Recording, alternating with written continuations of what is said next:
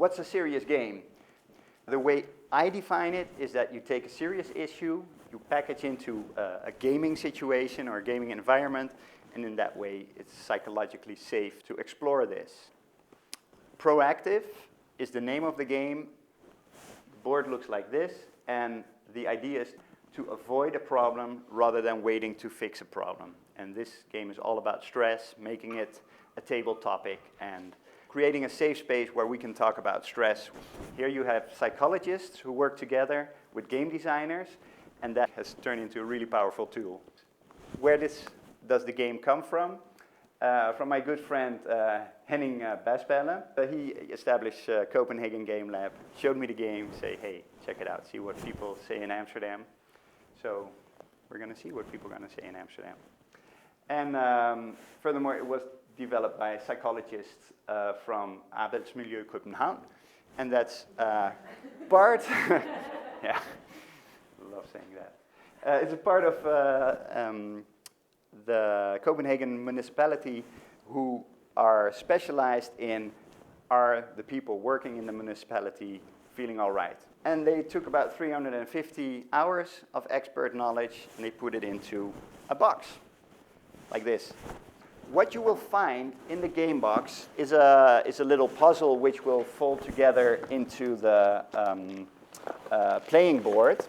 And what you do is somebody puts the puzzle pieces together, and then it starts to look like that. Then you have a facilitator guide, and that explains, or that shows actually, where should what cards lie.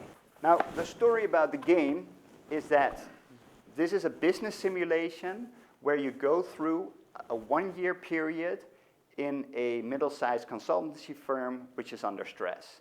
So during the summer or the spring, there has been a lot of staff turnover.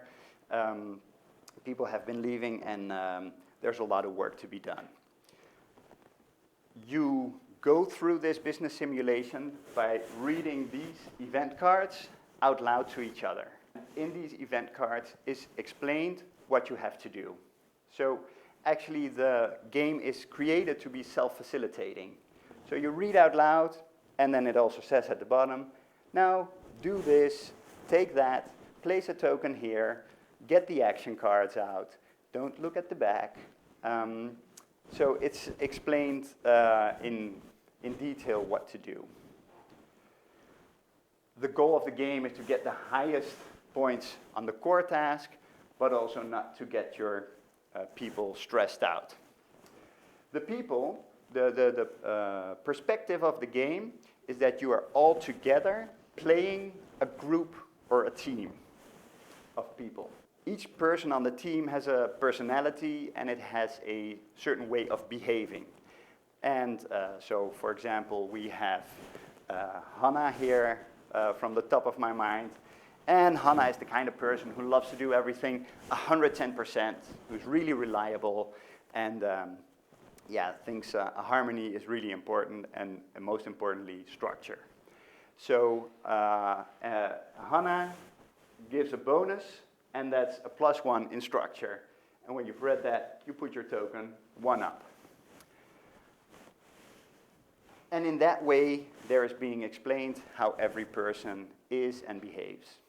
Later on in the game, when people get stressed, you have to turn over the card, and this is how you see how the behavior changes of this person.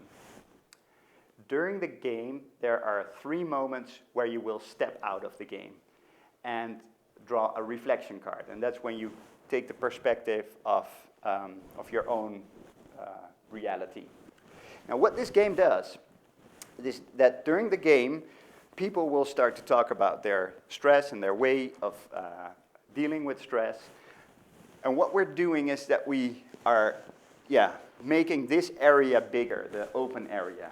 So that makes our colleagues understand us better, broader. So we give disclosure about, you know what, when I'm stressed, I start to forget stuff. And last week when you came in to ask me how it was going, actually didn't go so well because I have too much stuff on my plate. Or you can ask for feedback, the stuff that you don't know. Like, okay, I don't know how I behave when I'm stressed. Could somebody help me say, what do you recognize in my behavior? And in that way, the open area and the known part of our colleagues becomes bigger. And in that way, we start to more move into the friend zone, especially when we start giving disclosure about ourselves. Well, I'm Peter, Peter Bruun. That means brown in Danish. And I'm half Danish, half Dutch. I studied social psychology here in Amsterdam. I believe that it's really hard to make a big behavior change. You can better make a small change that lasts. And when you can have a team that play a game like this and you change them a little bit, then in the long run that will create a more healthy environment for people to work in.